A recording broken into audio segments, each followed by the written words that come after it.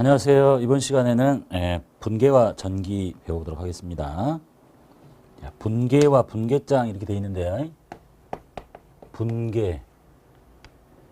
자, 회계상 거래가 발생을 하면 해당 거래를 어느 계정에 기입할 것인가, 그리고 계정의 어느 변에 기입할 것인가, 그 다음에 기입할 금액은 얼마인가를 결정하는 절차를 분계라고 한다고 써 있죠. 자, 일단 사건이 생기면 이게 이제 거래인지를 판단을 하고요. 거래가 아니면 기록을 안 할 거니까 사건이 생겼는데 거래라고 판단이 됩니다. 자, 그러면 이제 거래가 생겼으니까 이걸 계정에다 옮겨 적어야 될 텐데, 계정은 전 시간에 잠깐 보셨죠? 이렇게 영문으로 보면 이게 T자처럼 생겼으니까 이걸 T계정이라고 해요. 이 거래가 생긴 거를 사건인데 생겼는데 거래라고 판단이 됐으니까 적어야 될 텐데, 이걸 어느 계정에다 적을 거냐? 여기 적혀 있는 이름이 계정 과목인데 현금 계정에다 적어야 되겠다. 이게 계정이죠. 어느 계정에 적을 건가? 첫 번째. 그 다음에 그 계정에 왼쪽에 적을 거냐? 오른쪽에 적을 거냐? 왼쪽에 적기로 했다. 이쪽에. 얼마를 적을 거냐? 세 번째. 요거를 결정하는 절차가 이제 분계인데, 분계는 거래를 분석한다는 얘기예요. 이 거래가 생겼는데 이걸 갑자기 여기다 적기가 곤란하니까 일단 거래를 분석을 해. 그것이 분계예요. 그래가지고 계정에다 옮겨 적자라는 뜻입니다. 그래서 회계상 거래가 발생하면 해당 거래를 어느 계정에 기입할 거냐? 현금 계정에 적어야 되겠다. 그 다음 그 계정에 어느 쪽에다 적을 거냐? 왼쪽이 차변이죠? 차변에다 적어야 되겠다. 얼마를 적어야 될 거냐? 10만 원을 적어야 되겠다. 이를 미리 결정하는 절차를 분계라고 합니다. 그래서 거래에 발생한 순서에 따라서 분계한 것을 기입한 장부를 분계장이라고 해요. 분계를 했는데 그것이 날짜별로 모여있는 게 분계장이죠. 분계장. 여기 좀 더 정확하게 설명하면 이쪽 이름을 적는 게 아니라 이쪽 편에 얼마를 적을 거냐, 이런 얘기예요. 자, 그래서 이제 우리가 쓰는 프로그램에서는 이렇게 설명이 이렇게 돼 있죠. 요렇게는 이 프로그램 메뉴 설명이에요. 상위 메뉴, 하위 메뉴. 그래서 우리는 이제 손으로 하는 게 아니니까 일반전표 입력이라는 메뉴에다가 사건이 생겼죠. 이 거래가 판단이 되면 거기다 이제 분계를 하게 됩니다. 그러면 곧바로 컴퓨터에 이렇게 옮겨버립니다. 그래서 옮겨 적는 방법을 배우셔야 되겠죠. 손으로는 이제 안 하지만. 자, 그 다음에 전기라는 얘기 있죠. 전기와 총계정 원장. 여기 이제 분계장을 보시면 분계장에 1월 1일 날 어떤 거래를 이제 적겠죠. 뭐 현금이 들어왔다. 차변에 현금 적고 1,000원. 뭐 했는지 모르겠지만 하여간 매출이 나서 1,000원의 현금이 들어왔다. 또 1월 2일 날 또 무슨 일이 생긴지 모르겠지만 현금이 나갔다. 400원. 또 1월 3일 날 또 현금이 들어왔다. 1,000원. 이렇게 계속 거래가 생겼을 때 분계를 하고 분계장에다 옮겨 적으면 내용물은 그냥 알아먹을 수 있죠. 그런데 그 각 계정, 주로 현금을 보고 있으니까 현금 계정을 이렇게 나열하고 있기 때문에 현금이 한 달 동안에 얼마가 증가했고 얼마가 감소했고 잔액이 얼마인지 알아내려면 이 분계장은 이렇게 날짜별로 쭉 써 있으니까 이쪽 곳이 현금의 증가잖아요. 증가를 다 더해. 이쪽이 현금의 감소니까 감소를 다 더해. 합계를. 그러면 증가한 금액, 감소한 금액. 증가한 금액에서 감소한 걸 뺀 게 잔액. 이렇게 알아낼 수밖에 없겠죠. 그래서 특정한 계정의 증가액, 즉 여기로 보면 현금 계정의 증가액과 거래 내역을 손쉽게 파악하기 위해서는 분계장에 기록된 계정별로, 여기는 현금만 있으니까 또 나머지 다른 계정들 다 찾아가지고 이것들을 다른 장부에 다시 집계를 해야 되는데, 이와 같이 각 계정에 집계된 장부를 원장이라고 합니다. 그럼 여기처럼 이렇게 현금이 증가한 거는 왼쪽에다 적고, 현금 계정에 감소한 거는 오른쪽에 적고, 이렇게 생긴 게 계정에다 옮겨 적는 건데, 이런 것들이 많이 모여 있어요. 이제 다 현금도 있고 보통 예금도 있고 뭐 나머지 상품 매출도 있고 다 요게 다 묶여진 걸 보고 원장이라고 합니다. 다 묶여진 장부, 으뜸인 장부예요. 원장 또는 총계정 원장이라고 합니다. 그래서 분계장에 분계한 것을 원장상의 각 계정별로 기입하는 절차. 지금 여기 분계된 거를 각각의 계정에다 다 옮겨 적어요. 이렇게. 이걸 보고 전기라고 합니다. 전기. 전기는 위인전이 아니라 이전해서 기록한다라는 뜻입니다. 붕괴된 거를 각 계정의 증감 변화, 그 다음에 잔액을 쉽게 파악하려면 각각의 계정에 다 옮겨 적는다니까. 그래야 쉽게 파악할 수 있으니까 그게 모여있는 게 원장. 그 적는 절차를 전기라고 합니다. 자, 그 다음에 프로그램에서는 이제 말씀드렸죠. 거래가 발생하면 여기다 붕괴를 해요. 그러면 얘가 바로 다 전기를 해버려. 원장 또는 뭐 계정별 원장에. 그래서 우리는 이제 뭘 알아야 되냐면 세상이 좋아져서 이렇게 붕괴만 해도 그냥 다 자동으로 다 원장에 전기가 되니까 이 절차를 모르니까 사람들이 이걸 보고 읽을 줄 모른다는 뜻이에요. 그래서 이제 손으로 직접 옮겨 적지는 않지만 한 번만 적어보고 이 원장에 가서 이 내용이 왜 적혀 있는지를 파악할 수 있어야 됩니다. 그래서 시험에서 물어보는 게 저런 계정을 보여주고 저 거래가 무슨 거래인지를 판단하도록 하고 있는 겁니다. 그래서 이제 계정 기입의 법칙을 볼게요. 계정에다가 어떻게 옮겨 적을 거냐? 그게 계정 기입의 법칙이에요. 계정에다가 옮겨 적는 방식. 우리가 앞전에 배웠던 방식하고 똑같습니다. 거래 판료소하고. 자, 각 계정에 기입되는 모든 거래는 증가와 감소, 발생과 소멸이라는 서로 다른 반대되는 두 가지 측면을 가지고 있는데 이때 각 계정의 차변과 대변에 어떻게 기입되는가를 나타내는 걸 보고 계정 기입의 법칙이라고 합니다. 첫 번째가 재무상태표 계정 기입 방법, 그 다음에 손익계산서 계정 기입 방법 이렇게 돼 있죠. 그래서 이제 재무상태표 계정은 자산, 부채, 자본이잖아요. 자산 계정에다 적는데 왜 자산이야? 부채, 자본 계정. 이건 이제 전체 큰 틀이고 대표적으로 자산의 대표적인 게 이게 현금 계정이다. 또는 부채라면 뭐 우리가 부채를 아직 배우지는 않았지만 그냥 이름만 들어도 알 수 있는 거예요. 차입금이 남한테 돈 빌린 거예요. 부채야. 그다음에 여기는 뭐 자본금. 가장 대표적인 이름 하나씩만 볼게요. 자, 자산이 증가하면 거래 판례서에서 이쪽에 쓰잖아요. 그러니까 이 계정에 적을 때도 자산이 증가한 건 이쪽에 적는 거야. 이렇게 증가. 자산이 감소하면 이쪽에 적어요. 똑같잖아. 우리가 붕괴할 때 이렇게 있죠. 거래 판례서에서 차변에는 자산의 증가를 적으시고 그러니까 여기다 이렇게 적는 거지. 여기는 자산의 감소를 적으시고 그러니까 계정에 적을 때도 감소를 여기다 적는 거예요. 그 다음에 부채가 증가할 때 이쪽에 적죠. 그 다음에 부채가 감소할 때 왼쪽에 적죠. 그러니까 계정에 옮겨 적을 때도 부채가 증가했으면 여기다가 적는 거예요. 이렇게. 증가했잖아. 부채가 감소했다고? 그럼 이쪽에 적어. 이렇게. 자본은 어디 있겠어요? 자본 증가하면 오른쪽에 적겠지. 감소하면 왼쪽에 적고. 이게 계정 기입 법칙이에요. 거래의 판료소하고 똑같잖아요. 자본 증가는 오른쪽에, 자본 감소는 왼쪽에.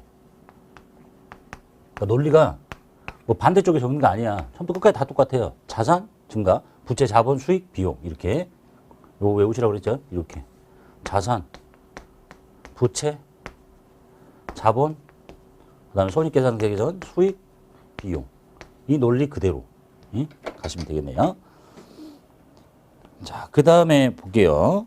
손익계산서 계정 기입 법칙 볼게요. 방법. 손익계산서 계정은 수익과 비용이죠. 수익,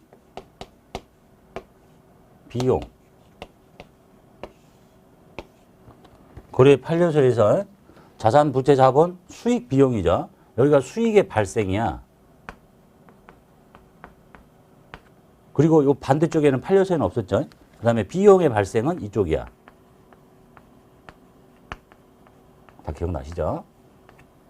반대쪽은 없었고. 그래서 수익이 발생을 하면 여기다 적어요. 오른쪽에다가. 근데 만약에 수익이 발생이 될 수도 있겠지만 어쩌다가 취소가 될 수도 있잖아요. 소멸할 수도 있어.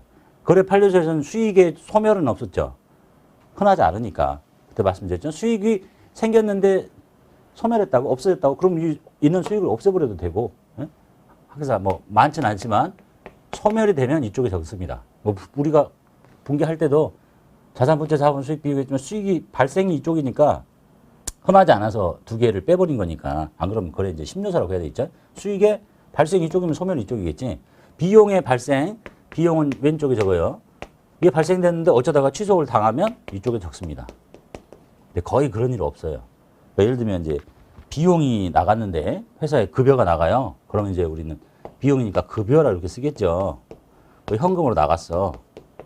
근데 비용이 취소당했다 그러면 급여가 나갔는데 급여가 너무 많이 나갔다? 돌려달라. 뭐 어떻게 해야 됐어요? 돈 받아야지 다시 이렇게. 그런 일은 흔하지 않겠지만 이걸 다시 빼면 되겠죠. 이쪽으로 잡혀있는 거. 그래서 흔하지 않기 때문에 거래의 10요소를 쓰지 않고 자산, 부채, 자본, 수익, 비용 이렇게 하는 거지 수익의 소멸, 비용의 소멸까지는 넣어서 부르지는 않습니다. 여기까지. 그래서 지금까지 논리 중에 제일 중요한 건 이거잖아요. 쭉 놓고 자산, 부채, 자본, 수익, 비용 기억나시죠? 자기 자리가 증가야 반대쪽인 감소. 자기 자리가 수익, 비용 발생이야. 반대는 거의 흔하진 않지만 소멸이라고 보시면 되겠다라는 얘기입니다. 자, 그래서 이제 예제를 보시고 요거를 요대로 옮겨 적는 절차를 한번 보자는 얘기입니다. 거래가 발생해서 분개를 해놓고 요거를 각 계정에다 옮겨 적어 봅시다 라는 얘기입니다. 자, 첫 번째 그래 볼게요. 자, 거래 첫 번째가 현금 50만 원을 출자해서 사업을 개시했대요. 날짜가 없는데 그냥 날짜를 임의로 정해 봅시다. 자, 현금 50만 원을 출자를 해서 사업을 개시합니다. 자, 현금이 나로부터 들어오죠. 회계 처리의 주체는 회사예요. 회사에 돈이 들어오는 거야. 개인 사업자가 회사에 돈을 출자를 했어요. 나한테 현금이 들어오는 거잖아요. 현금 왼쪽에 집어넣을게요. 50만 원. 자산 증가니까 왼쪽에 적은 거죠. 자, 이유가 뭐야? 자산이 감소한 거야? 아니잖아. 자산이 증가한 거야? 아니, 감소한 거야? 아니죠. 부채가 늘어난 거야? 아니죠. 자본이 늘어난 거예요. 그래서 자본금이라고 합니다. 한쪽 채워놓고 양쪽을 만들어 놓으시면 되겠죠. 자, 이렇게 이제 거래가 생겼고 그거를 분석을 했어요. 현금이라는 자산 증가, 요즘 자산 증가죠. 증가했잖아. 회사한테 돈이 늘어났고 여기는 자본이 증가했다. 자, 이걸 이제 계정에다가 옮겨 적는 거죠. 현금 계정에 하나 옮겨 적고 자본금 계정에 하나 옮겨 적어요. 그래서 이제 현금 계정부터 써볼게요.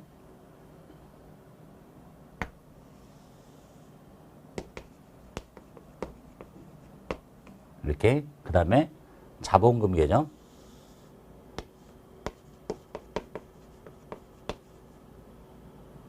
자, 현금 계정에 적습니다. 현금이 증가한 거죠. 그래서 현금 계정에 적는데 어디다 적어야 되겠어?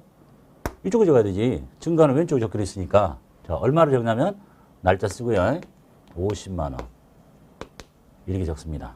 그 다음에 자본이 증가했죠. 자본의 증가 오른쪽이잖아. 그러면 1월 1일 날 50만 원 이렇게 적습니다. 어려워요? 쉽잖아. 분개할 때 현금의 증가는 왼쪽에 적었으니까 현금 계정이 왼쪽에 적는 거야. 자본 증가할 때 오른쪽에 적었으니까 자본 계정이 오른쪽에 적어요. 자, 그런데 여러분을 피곤하게 하는 것이 이렇게 하면 무엇이 어렵겠니? 현금이 증가했구만. 왼쪽이니까. 이렇게. 자본이 증가했구만. 이건 아는데 우리 지금 이제 프로그램으로는 이렇게 하지 않아요. 프로그램이 이렇게밖에 안 보여. 그런데 옛날 사람들은 자, 이게 분개를 보면 아, 현금이 증가했고 자본금이 늘었구나 금방 아는데 자, 이 현금 계정에 들어가서 1월 1일자 이 내용을 딱 보니까 현금이 늘었어요, 줄었어요?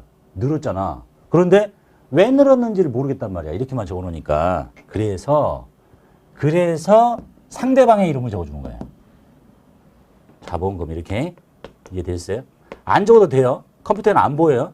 이게 중요한 게 아니야. 여러분 자꾸 이게 보여서 기분 나쁜데 헷갈린데 그냥 이것만 봐서는 이게 없으면 이 내용을 모르겠으니까 현금이 증가한 건 안다니까. 근데 상대방의 이름을 안 적어놨기 때문에 왜 늘어났는지를 몰라. 상품을 팔아서 돈이 늘었는지 출자를 받았는지 이걸 딱 열어주면 아, 자본금이 늘어난 걸 보니 자본금이라 써있는 거 보니까 얘는 반대쪽 이름이에요. 출자를 받았구나 이렇게 알 수 있는 거고 얘는 자본이 늘었어요. 오른쪽에 있는 건 알잖아. 그런데 왜 자본금이 늘었는지 몰라. 현금을 받았는지 보통예금으로 받았는지 무슨 다른 자산으로 받았는지 모르니까 여기다가 상대방의 이름을 써주는 거예요. 현금. 이해됐죠? 그래서 형 공부한 사람들이 뭐라? 이것을 이쪽 계정에다 적어야 되는데 왜 이쪽 거를 이쪽에다 적냐? 이렇게 생각하는데 이쪽 걸 여기다 적은 게 아니에요. 얘를 여기다 적은 거야. 그런데 이거 딱 없어버리면 좋겠는데 이렇게 못 알아먹겠잖아. 그러니까 반대편을 적어달라는 얘기예요. 그래서 자본금이 왜 갑자기 차변해 있냐가 아닙니다. 상대방 이름이야. 상대방. 이것만 잘 기억하시면 돼요. 그 다음에 두 번째 사례 볼게요. 1월 2일인데 상품 10,000원을 현금으로 구입해 왔어요. 그럼 이제 1월 2일 날 이렇게 하겠죠. 상품을 현금으로 사왔다고요? 나한테 뭐 들어와? 상품 들어오잖아. 상품 10,000원 들어옵니다. 돈 나갔죠? 현금 나갑니다. 10,000원. 자, 상품이라는 자산이 증가한 거고 현금이라는 자산이 감소했어요. 야, 그럼 현금 계정에다 옮겨 적어야 되겠죠? 현금이 나간 거잖아. 오른쪽에. 저거 현금 얼마 나갔냐? 10,000원 나갔습니다. 이렇게요. 그리고 상품 계정을 하나 다시 만들어야 되겠죠? 여기다가 상품 계정이라고 만들어 볼게요. 상품은 어쨌어요? 증가했잖아. 상품 자산이에요. 왼쪽에 있잖아. 1월 2일 날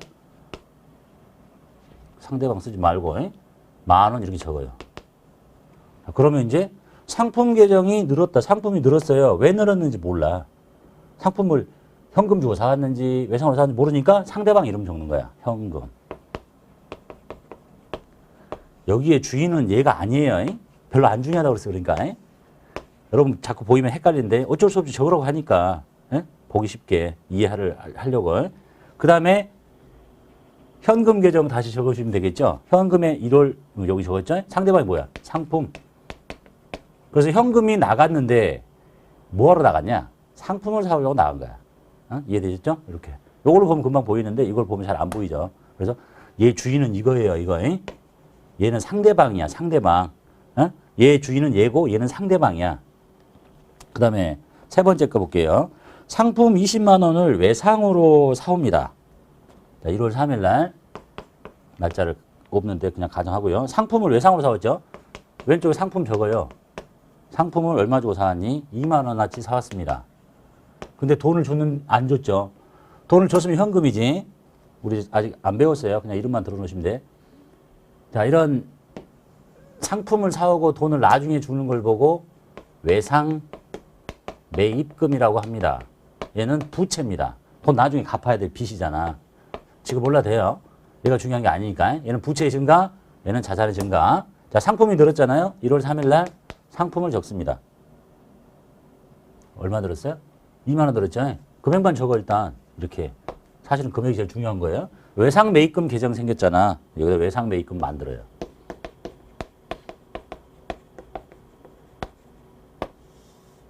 자, 부채가 늘었잖아요. 빚이 늘었지. 오른쪽이잖아. 1월 3일 금액 2만 원. 이렇게 적습니다. 그리고 나서 이렇게 적어놓으면 못 알아먹으니까 상품이 늘었는데 늘었잖아. 왜 늘었냐? 봤더니 외상으로 사왔네요. 그래서 상대방 이름 적습니다. 여기다가 외상 매입금 줄여서 쓸게요. 그 다음에 외상 매입금이란 부채가 늘었어요. 왜 갑자기 부채가 늘었니? 상품을 사왔습니다. 이렇게. 그리고 주인은 얘예요. 이렇게 적는다. 그 다음에 네 번째 거. 자, 상품 3만 원을 외상으로 매출합니다. 1월 4일이라고 해볼게요. 자, 이 분기에는 좀 어려우니까 별도로 다시 설명하기로 하고 상품을 외상으로 팔았어요. 상품이 나갔죠. 그건 고려하지 않습니다. 일단 이 분기에 잘 안 되실 거야. 바로 설명할 테니까 상품 매출이라는 수익을 잡습니다. 3만 원. 그리고 돈을 받으면 현금일 텐데 돈을 못 받았어요. 외상으로 팔았대. 그때 쓰는 이름이 외상 매출금이라는 이름이 있어요. 배울 겁니다. 외상 매출금 3만 원. 지금 이 분기에 처음 하시는 분이 제일 어려워하는 분기인데 바로 설명할 거니까 수익 잡고 이건 수익의 발생이고 여기는 자산의 증가입니다. 이 외상 매출금은 받을 수 있는 권리입니다. 그래서 이걸 보고 채권이라고 합니다. 자산이잖아. 자산은 각종 재화와 채권이니까. 그래서 외상 매출금이라는 계정에 또 적어야 되겠죠? 외상 매출금. 자, 외상 매출금은 권리인 자산이에요. 자산이 늘어났잖아. 그러니까 왼쪽에 적었잖아. 1월 4일 날 3만 원. 이렇게 적고 상품 매출은 수익이에요. 매출 수익의 발생은 오른쪽이죠. 그러니까 여기다 적었지. 3만 원. 그리고 상대방의 이름을 적어요. 외상 매출금. 줄여서 쓸게요. 외매출. 상대방 이름. 상품 매출이라는 수익이 발생했는데 내용 보니까 외상으로 팔았군요. 자, 외상 매출금이라는 자산이 늘었어요. 자산의 증가. 이유를 봤더니 상품을 팔았군요. 상품 매출 이렇게 쓰시는 거예요. 논리 이해하시겠죠? 어렵나? 그래서 여러분을 어렵게 만드는 거는 이쪽에 있는 이름 때문에 그래. 이게 없어봐. 없으면 그냥 금방 심간편하게 알 수 있지. 현금이 늘었잖아. 자산의 증가. 현금이 줄었잖아. 상품이라는 자산이 늘었잖아. 외상 매출금이라는 채권인 권리가 늘었잖아. 이거 보지 말고. 이거 여기 자본금이 오른쪽에 늘었잖아. 보지 말고. 외상 매입금이라는 부채가 늘었잖아. 상품 매출이라는 수익이 늘었잖아. 예? 이렇게. 그런데 요걸 써준 이유는 상대방 계정 과목을 써줘야 요거만 보고 이해를 할 수 있게 만들기 위해서 그렇더라. 근데 이제 우리는 예전에 손으로 사는 사람들이 그랬던 거고, 이제 컴퓨터는 이 상대방 이름 안 보여요. 내용 보고 싶으면 그냥 요 장부 열어보면 되잖아. 응? 이해되셨죠? 시험에서 이렇게 계정 그려가지고 잘 나오니까. 그래서 이제 이렇게 보시는 거예요. 얘가 만약 상품이잖아요. 자, 요걸 이제 그려줍니다. 요렇게 그려놨더니 이게 무슨 거래이냐를 판단해야 되는 거야. 그러니까 천천히 생각하면 상품, 현금이라는 자산이 주인은 이거예요. 현금이라는 자산이 줄어든 거야. 그럼 이제 분개로 표현하면 현금이 오른쪽에 있는 거예요, 지금. 예? 상품이 오른쪽에 있는 게 아니라. 그리고 반대쪽이 상품인 거야. 상품 10,000원. 근데 이렇게 분개로 적어봐요. 금방 이해하잖아. 아, 상품이 들어왔고 돈이 나갔구나. 근데 이렇게 딱 그려주면 뭐라 상품이 왜 오른쪽에 있냐 이렇게 생각하면 안 된다는 얘기예요. 그래서 내 논리는 다 이해하셨으니까 이걸 빨리 복원하는 방법을 이제 머릿속에 심으시면 돼요. 자, 이렇게 그려주면 이 현금과 이걸 주면 얘가 여기 있는 애예요. 얘야. 그래서 현금이 오른쪽, 얘가 이리 가면 얘는 갈 데가 이쪽밖에 없죠. 그래서 얘가 주인이니까 이리 가면 얘는 이리 가야 돼. 그래서 분개를 이렇게 만들어 놔야 돼. 이걸 읽어볼게요. 상품인데 여기 있죠. 그럼 이리 가. 상품이 2만 원. 그럼 얘는 이리 가야 되겠지. 그럼 상품 외상 매출금 이렇게 봐야 돼. 이해되셨죠? 이거 한번 볼까? 외상 매입금이 얘예요. 얘가 지금 오른쪽에 있는 거야. 그러니까 얘는 이리 가야 되겠지. 그러니까 상품 외상 매입금 이렇게 보시면 되겠고, 또 옮겨 적는 것도요.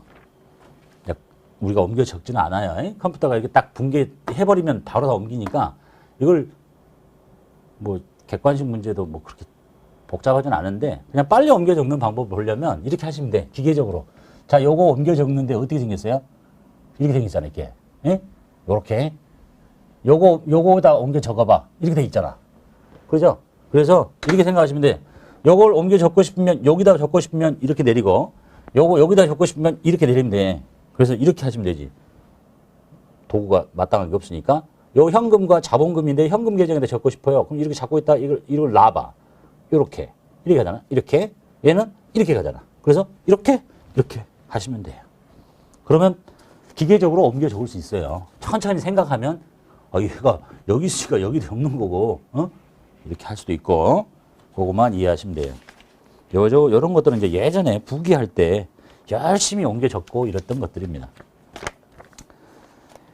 자, 그 다음에 이제 아까 했던 상품을 팔았는데 왜 회계처리를 저렇게 하는가, 그거만 한번 살펴봅시다. 여러분, 제일 처음 하시는데 제일 어려운 게니까.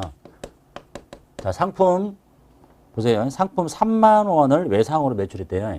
3만 원을 외상, 좀 어려우니까 현금으로 판매했다 칩시다. 현금으로 매출. 자, 요 회계 처리를 왜 그렇게 하는가를 볼게요. 자, 상품을 3만 원에 판 거예요. 이 상품이 얼마짜리인지는 몰라요.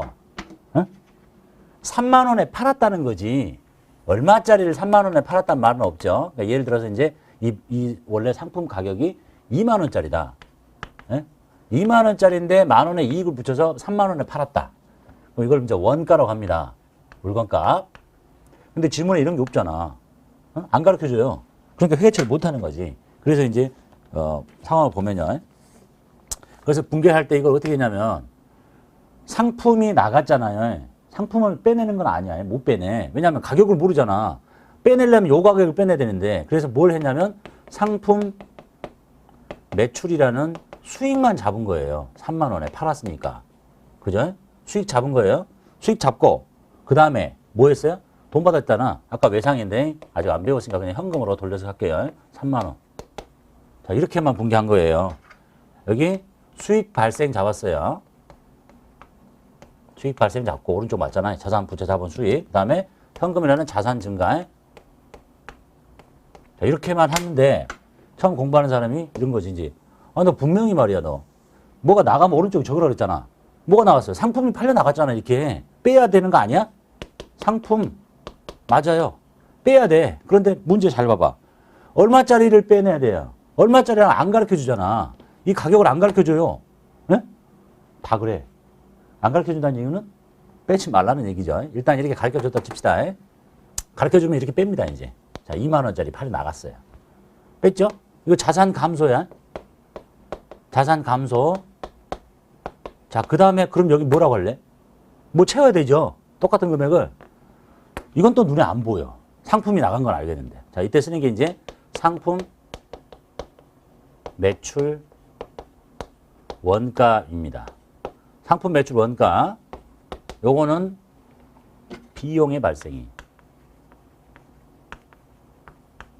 비용 발생. 그래서 원래 이제 풀세트로 상품이 22만 원짜리인데 요거를 3만 원에 내다 팔았습니다. 그렇게 분개하라 그러면 이 두 개를 이렇게 다 하는 거예요.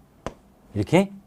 근데 시험이나 우리 책 전체를 다 봐도 얼마짜리를 3만 원에 팔았습니다 말은 절대 안 나오고 이게 얼마짜리인지 모르겠지만 3만 원에 팔았습니다만 나오니까 요것밖에 분개를 못 하는 거예요. 이걸 안 가르쳐 주니까. 그럼 첫 번째, 이걸 왜 안 가르쳐 줄까? 네? 가르쳐 줬다 칩시다. 가르쳐 주면 여러분이 생각해 봐요. 계속적으로 똑같은 물건을 파는데 분개를 할 때 계속 3만 원 팔고 수익 잡혔죠? 비용 잡혔죠? 자산 증가했고 현금 받았고 자산 나갔고 이걸 건건이 다 붙여서 할 것이냐? 아니고 팔 때는 그냥 이것만 분개해요. 물건값이 똑같다면. 그러고 나서 어떻게 하는 거냐면 우리가 상품을 사올 때 이렇게 하잖아요. 상품을 사올 때 분개를 이렇게 할 거예요. 10만 원. 현금 줬어요. 현금 10만 원 주고 사왔다. 이건 이해하시겠죠? 상품을 사왔을 때.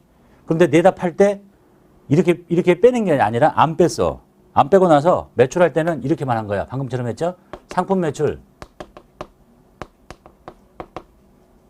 3만 원. 그리고 현금 3만 원. 계속 이렇게만 해. 할 때는. 이거 안 빼내고. 자, 그리고 나서 이걸 해도 되겠죠. 계속 해. 귀찮은 일이야. 그래가지고 이걸 일일이 한 건 한 건 하는 게 아니라 자, 기말, 보통 12월 말이면 12월 말에 이제 봅니다. 내가 상품을 사올 때 분명히 이렇게 잡아놨죠. 팔 때는 한 번도 안 뺐거든. 안 빼. 그냥 팔기만 했어. 돈만 받고 수익 잡고 돈만 받았어요. 창고에 가서 기말이 되면 상품이 얼마 남았는지 봅니다. 딱 봤더니 창고에 갔더니 상품이 8만 원이 남아있더래요. 그럼 8만 원이 안 팔리고 남은 거죠. 응? 남아있어요? 그러면 1년 동안에 얼마가 팔린 거야? 2만 원이 팔린 거잖아. 자, 기초는 없다 치고. 기초에 재고는 없었는데 단기에 12달 동안에 매입해온 게 10만 원이야. 그리고 적었잖아. 그런데 내다 팔 때 한 번도 안 뺐거든. 기말에 창고에 가보니까 8만 원 남아있어. 그러면 기말 재고를 빼요. 그럼 얼마가 팔렸어요? 12달 동안? 12달 동안에 판매된 것은 2만 원인 거예요. 자, 그래서 이거를 일일이 팔 때마다 계속 원가를 하나씩 다 뺄 게 아니라 한꺼번에 기초에 있던 금액에다가 연도 중에 사온 금액을 다 더해가지고 남아있는 걸 빼버려. 자, 그래서 2만 원이 팔려 나갔잖아. 그러면 저거를 한 방에 끝내는 겁니다. 상품 2만 원 팔려 나갔습니다. 12달 동안. 그리고 그게 판매된 물건의 원가, 상품 매출 원가라고 이렇게 한꺼번에 분개를 하는 겁니다. 이거를 건건히 하는 게 아니라 건건히 해요. 뭐들 귀찮게 건건히 해. 한꺼번에 하면 되지. 응? 안 그래요? 이게 똑똑하잖아. 자, 그 다음에 불편하기도 하고 아니, 한꺼번에 하면 될 거지. 뭐를 팔 때마다 이 분개를 다 붙일 거야. 한꺼번에 하면 되지. 자, 그 다음에 또 하나 문제가 뭐냐면 이것이 만약에 처음에 사왔을 때는 예를 들어서 지금 예를 들면 내가 이제 새우깡을 사다가 파는 사람이라고 봅시다. 새우깡이 오늘 사왔을 때는 200원이야. 200원짜리를 300원에 팔아. 그러면 매출 300, 돈 받고 상품 200 빼고 원가 빼고 이렇게 할 수 있겠죠. 일일이 다 한다면. 근데 이 상품이 200원일 때도 있겠지만 220원일 때도 있고 230원일 때도 있고 240원일 때도 있고 물건값이 서로 틀려버려요. 내가 파는데 그럼 이제 얘처럼 건건이 하는 게 귀찮아서 한꺼번에 몰아서 하는데 이거 건건이 하려고 봤더니 오늘 판 금액은 알아. 300원에 팔 수도 있고 뭐 400원에 팔 수도 있는데 나가는 새우깡이 얼마짜리가 나가는 줄 일일이 관리를 해야 돼요. 이 재고자산이 금액이 굉장히 크고 중요하면은 이게 들어올 때 이게 200원일 때 새우깡, 220원일 때 새우깡, 240원일 때 새우깡 해서 각각 지금 200원짜리가 나가거나 240원짜리가 나가거나 하면 각각의 금액을 분개를 해서 할 수 있어요. 근데 다 섞어져 있어. 별로 중요하지 않잖아. 예? 재고의 숫자가 이런 거 재고자산이라고 하는데 이 상품 수가 엄청 많아. 금액도 얼마 차이도 안 나고 비슷한데 약간 10원, 20원 차이 나는데 그걸 일일이 관리할 필요가 뭐 있겠냐고. 예? 그래서 이걸 안 가르쳐 주는 거예요. 나중에 이제 재고자산 공부하시면 이거 다 배워요. 그래서 연도 중에는 이제 정리합시다. 사오면 당연히 적어요. 그리고 팔 때 안 빼낸다니까? 왜? 귀찮잖아. 한꺼번에 빼면 되지. 기말에 남아있는 요 금액이죠. 기말에 남아있는 재고자산의 숫자를 세요. 거기다가 그것들의 단가를 계산을 해. 근데 단가가 이렇게 서로 다르다고? 그러면 가정을 합니다, 이제. 이걸 일일이 관리하는 걸 보고 개별법이라고 하고, 야, 먼저 들어온 새우깡을 먼저 팔았다고 치자. 그럼 이게 먼저 팔리고, 이게 팔리고, 남은 게 이거야. 그럼 이 단가를 여기다가 숫자에다 곱해서 기말 재고 금액을 딱 결정을 짓습니다. 그러면 기초에 있는 금액과 단기에 매입했던 금액이 잡혀 있는데, 이렇게 잡혀 있는데, 남아있는 기말을 뺐으니까 이렇게 판 게 팔려는 거 아니야. 그래서 이만을 계산되면 한꺼번에 이렇게 분개를 하는 거예요. 이해되셨죠? 이거 일일이 할 수가 없다는 얘기야. 할 수도 없고 할 필요도 없고. 이걸 일일이 하는 사람은 어떤 사람이냐면 이 상품 재고자산인데 이 재고자산의 숫자가 작아요. 그리고 금액이 굉장히 커. 그런 사람들은 한꺼번에 하는 게 아니라 하나 팔 때 1년에 뭐 한두 번쯤 물건 파는 뭐 예를 들면 조선소에서 큰 배를 만들어서 뭐 한 6개월 제작해갖고 팔 때는 이렇게 할 수 있겠죠. 몇 건 안 되니까. 뭐 다이아몬드 파는 사람. 근데 이렇게 재고자산인 상품이 숫자가 굉장히 많고 금액도 별로 중요하지도 않아. 그럼 뭘 일일이 이걸 다 관리하고 오늘 200원짜리 팔았구나, 220원짜리 팔았구나 이렇게 할 필요가 뭐 있냐고. 먼저 있는 걸 먼저 팔았다 이렇게 가정을 해버린다는 얘기예요. 이해되셨죠? 그 논리 말씀드렸으니까. 그래서 이제부터 상품을 팔았다 그러면 상품이 나간 거 알아요? 가격을 안 가르쳐 준다니까? 그럼 못해. 나도 그냥 수익 잡고 돈만 받아요. 요 분개는 언제 한다? 연말에 한꺼번에 하는 거예요. 그래서 이제부터는 상품을 팔았습니다. 그러면 수익 발생, 돈 받으면 현금 이렇게만 하시면 돼요. 요거 상품이 나갔는데 왜 안 하냐? 이 금액을 몰라. 이해되셨죠? 나중에 결산 때 쭉 가시면 알 거예요. 되셨죠? 자, 그 다음에 이제 보실 게 계정과 재무제표의 관계라고 있죠. 이거 이제 처음 하시니까 이것도 당연히 다 이해하셔야 돼요. 이제 한 번만 설명만 쭉 들으시면 돼. 논리는 똑같으니까. 자, 일단 계정을 한번 그려볼게요. 자, 이게 이제 현금 계정이에요. 현금 계정의 증가는 이쪽이고 감소는 이쪽이고 뻔히 알겠죠, 이제? 자, 현금 계정에 1월 1일 날 증가가 생겼어요. 요 앞에 것은 중요하지 않아요. 상대방 이름이니까 이렇게 1,000원 증가를 했죠? 10,000원이라고 합시다. 이거 중요하지 않고 10,000원이 증가하면 이쪽에 적을 거예요. 무슨 내용인지는 여기 적어주면 될 거니까. 그 다음에 1월 2일 날 현금이 나갔대요. 줄어들었어. 4,000원. 이렇게 계속 적겠죠. 네? 현금의 증가, 현금의 감소. 그러면 이쪽에 이제 현금의 잔액들이 보일 거예요. 여기 잔액, 이게 전체 증가하고 감소니까 이게 잔액이 얼마겠어? 이쪽에 잔액이 6,000원 남는 거죠. 이렇게. 이해되셨죠? 현금이 증가할 때 이쪽에 적었고, 감소할 때 이쪽에 적었으니까 잔액은 항상 이쪽에 남는 거예요. 현금이 10,000원 있는데 15,000원이 사라질 수 있나? 없는 돈이 어떻게 사라지겠어?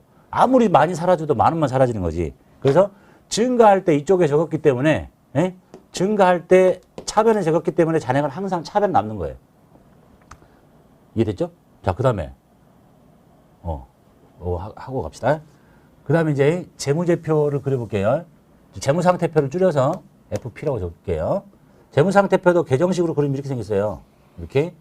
자, 그러면 이제 이 각 계정들의 모든 잔액들을 현금 계정, 뭐 보통예금 계정 여기다가 이제 여기 뭐야 재무상태표는 보통 해가 12월 말이면 12월 말 31일 현재의 자산, 부채, 자본의 상태를 적는 거잖아요. 그러니까 이쪽에 자산에 있는 계정 과목들을 다 이렇게 옮겨 적어볼게요. 한 번만. 자, 현금 계정이 왼쪽이잖아요. 증가죠. 여기다 똑같이 적어요. 현금. 이제 12월 31일 현재야. 현금 계정의 전체 모든 합계가 10,000원이야. 그리고 현금 계정의 차변의 전체 금액의 합계가 4,000원이야.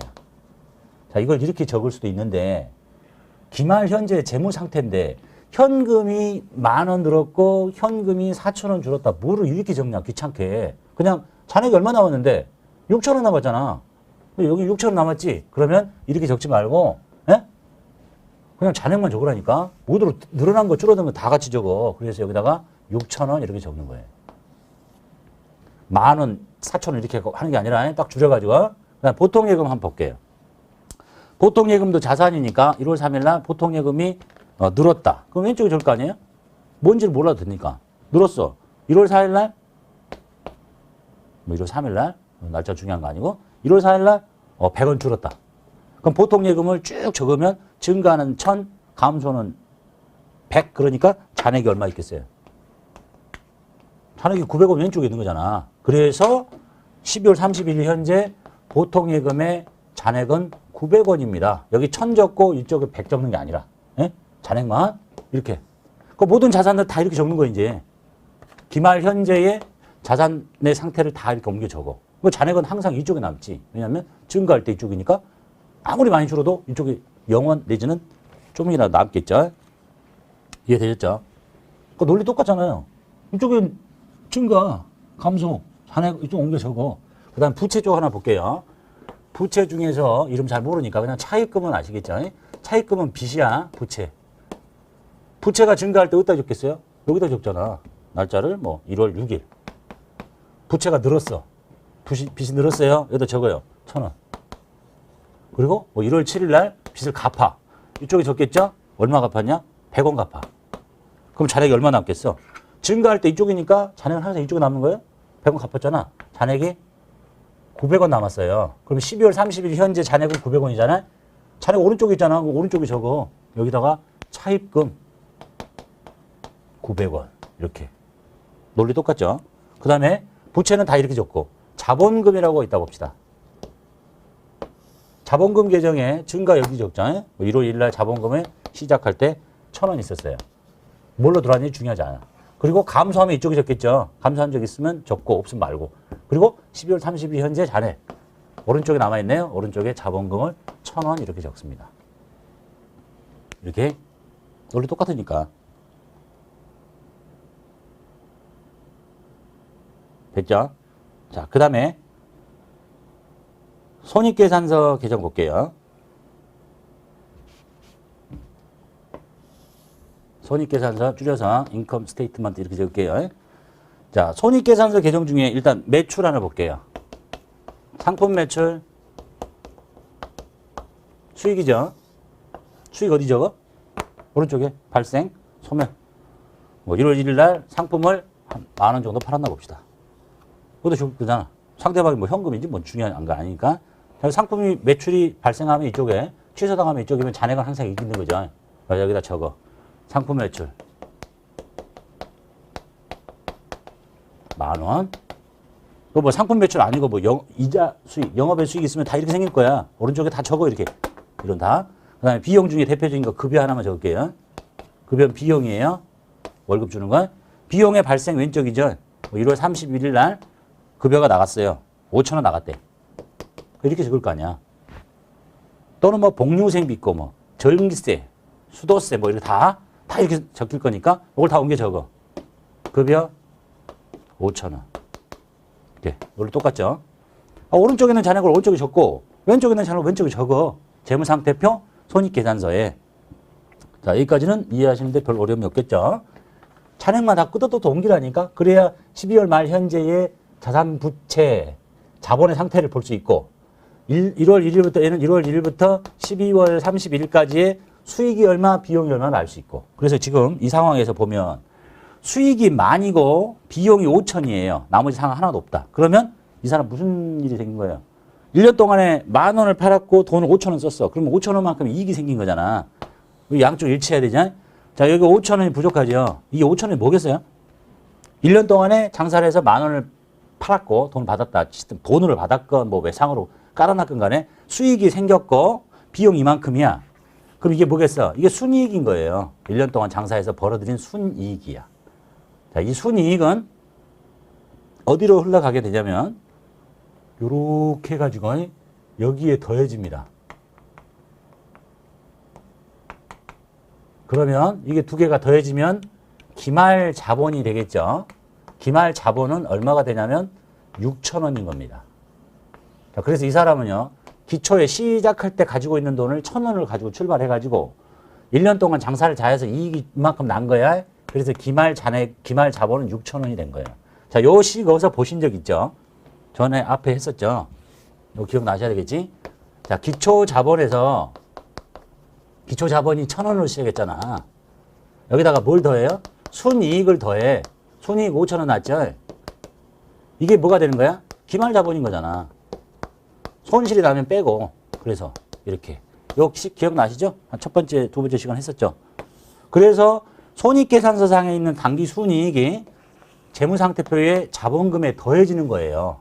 그래서 이게 딱 반영이 되고 나면 이 자본금이 6,000원이 되는 거고 그때의 그 자본금은 기말 자본금이 되는 것이다. 이게 계정과 재무제표는 재무 상태를 나타내는 여러 가지 표예요.